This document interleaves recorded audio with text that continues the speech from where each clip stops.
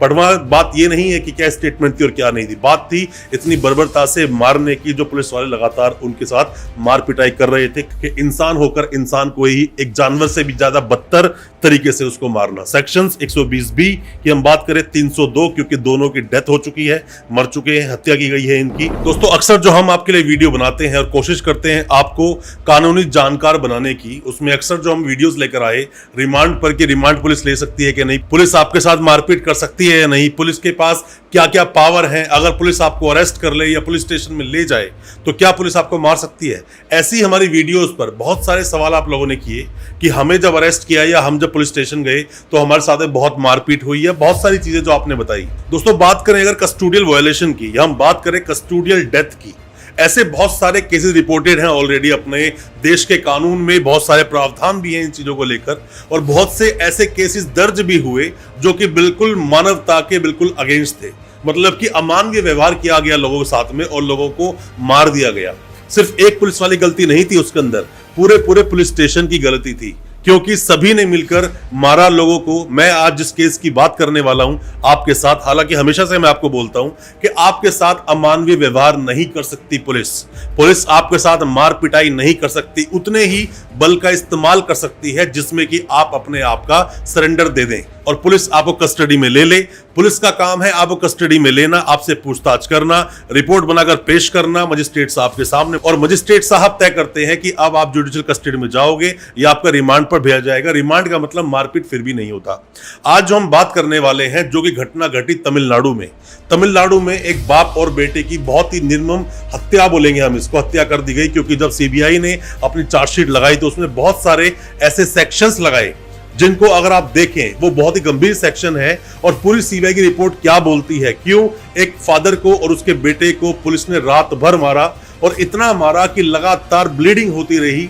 उसमें बहुत सारी लुंगियों का भी इसके अंदर जिक्र किया गया है रिपोर्ट के अंदर कि बार बार जब पैंट पहनाई गई तो पैंट पे इतना ब्लड निकलता गया कि इतने निर्दयता से उनको मारा गया कि खून रुकने का नाम ही नहीं ले रहा था।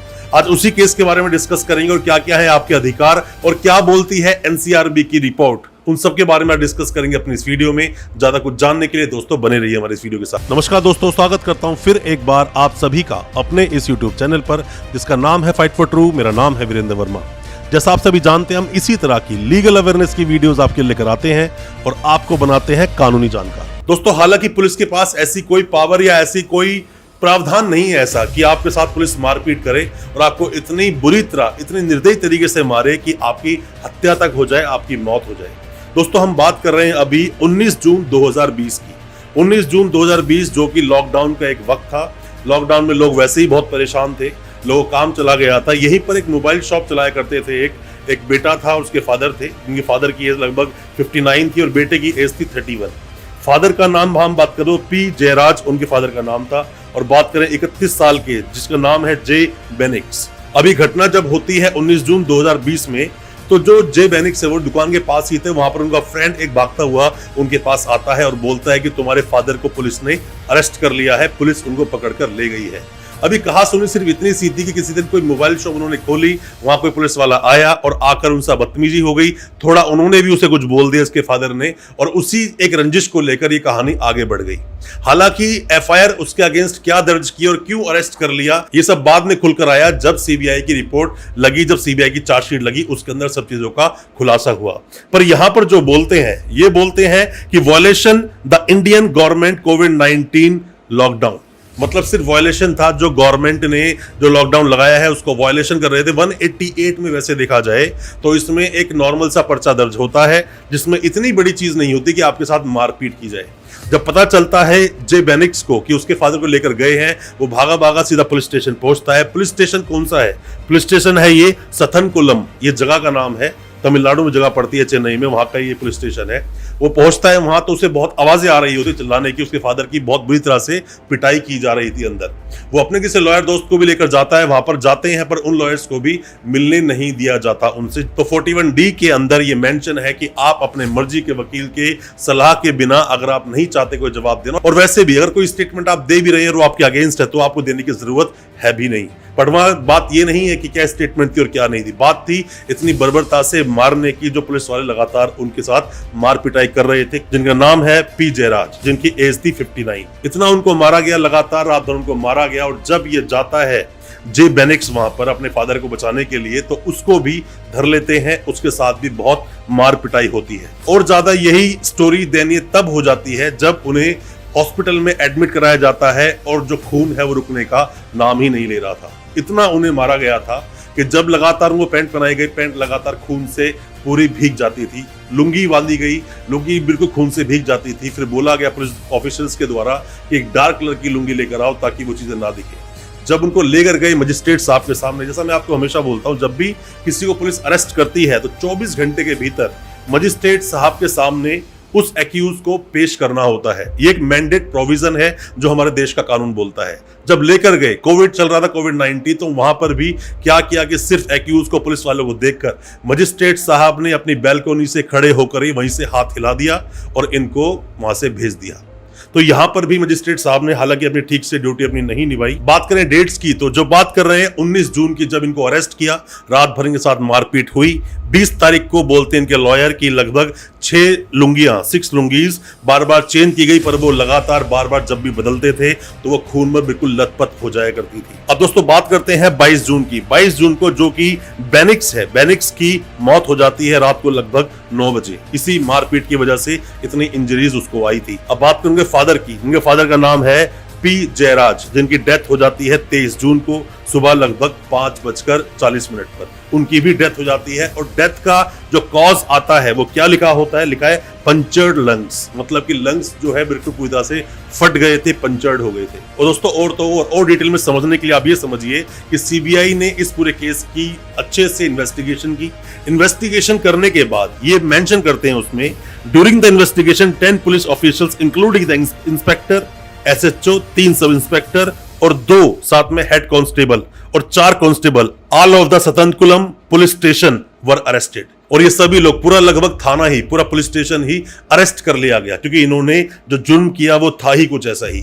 अब दोस्तों सीबीआई जो अपनी चार्जशीट पेश करती है, चार्जशीट लगाती है इस केस में 26/9/2020 में, जिसके अंदर मेंशन करते हैं क्या सेक्शंस होते हैं। 120 षड्यंत्र के लगाया जाता है, किस तरह से इनको बुलाया गया, मारा पीटा गया रात भर। और इस चार्जशीट में यह भी जिक्र किया गया कि पूरी रात इनको मारते रहे, और जब जब वहां से आवाजें आनी बंद हो जाती थी तो वहां से वो इंस्पेक्टर चिल्लाकर बोलता था कि इतना सन्नाटा कैसे है, साइलेंस क्यों है। अब दूसरी शिफ्ट में जो लोग मारेंगे उनकी ड्यूटी लगा दी जाती थी और लगातार कंटिन्यूअसली इनको मारा गया। इतना ज्यादा निर्दय कोई भी इंसान कैसे हो सकता है किसी के लिए भी, कि इंसान होकर इंसान को ही एक जानवर से भी ज्यादा बदतर तरीके से उसको मारना। सेक्शंस 120B की हम बात करें, 302 क्योंकि दोनों की डेथ हो चुकी है, मर चुके हैं, हत्या की गई है इनकी। 342 सेक्शन, 201, साथ में ही 182, 193, 211, 218 और 34, क्योंकि इसके अंदर ज्यादा लोग हैं, तो 34 भी लगाई गई।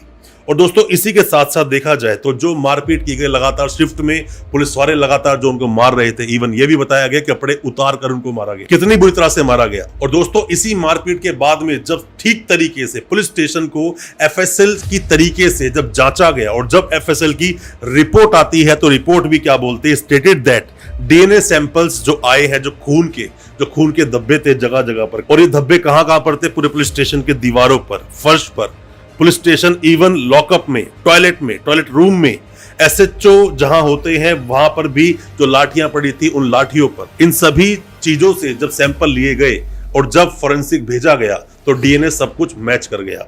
दोस्तों हालांकि अपने देश के कानून में और जो समय समय पर जो सुप्रीम कोर्ट की गाइडलाइंस आती है उसको भी अगर आप देखते हो तरीके से, तो उसमें कई बार ऐसे जजमेंट्स आए हैं, जैसे DK Basu versus state of West Bengal 1997 में एक जजमेंट आया जिसमें बताया गया कि क्या क्या गाइडलाइंस को फॉलो करेगी पुलिस और वो इस तरह से मारपीट के साथ नहीं कर सकती, और क्या क्या इंफॉर्मेशन के लिए गाइडलाइंस, आपकी नेम प्लेट क्लियर होनी चाहिए, क्या क्या चीजें आप करोगे, कैसे इन्फॉर्म करोगे फैमिली मेंबर्स को, सब डायरेक्शंस दी गई। साथ में ही एक और हम अगर बात कर ले जजमेंट की, तो Joginder Singh state of UP 1994 का जजमेंट है, आप इसको भी देख सकते हैं, यहां से भी आपको काफी कुछ जानने को मिल जाएगा। और दोस्तों मैं एक बात और आपको बता दूं कि 1700 प्लस जो कस्टोडियल डेथ के मामले थे वो रिपोर्ट किए गए 2019 में, मतलब 1700 से भी ज्यादा तो कस्टोडियल डेथ हो गई थी 2019 की मैं बात कर रहा हूं जब रिपोर्ट ये सामने आई थी। और दोस्तों ऐसा होता रहता है, पुलिस की दादागिरी और पुलिस की जो इस तरह से समझ लेना कि हम ही सर्वे सर्वा हैं, उसी की वजह से कई लोगों को इसका खामियाजा भुगतना पड़ता है। और बहुत बार ऐसा भी होता है, हमारी सरकारें भी बिना बात में या किस चीज को लेकर पुलिस की जब पीठ थपथपा देती है और बढ़ावा मिलता है, तो यहां से भी कुछ लोग, जो लोग के बिल्कुल निर्दोष होते हैं, मासूम होते हैं, शरीफ होते हैं, वहां पुलिस अपनी रंजिश पूरी तरह से निकालती है। गैंगस्टर्स को एनकाउंटर करना एक वो अलग है, पर यहां पर भी बात करूं, बीइंग एन एडवोकेट, वकील के नाते मेरा तो ये फर्ज बनता है कि जब भी कोई भी केस दर्ज हो, रजिस्टर्ड हो, तो उसका फेयर ट्रायल चलना चाहिए। फेयर ट्रायल चलने के बाद ही क्लियर होता है कि उस केस में हुआ क्या था।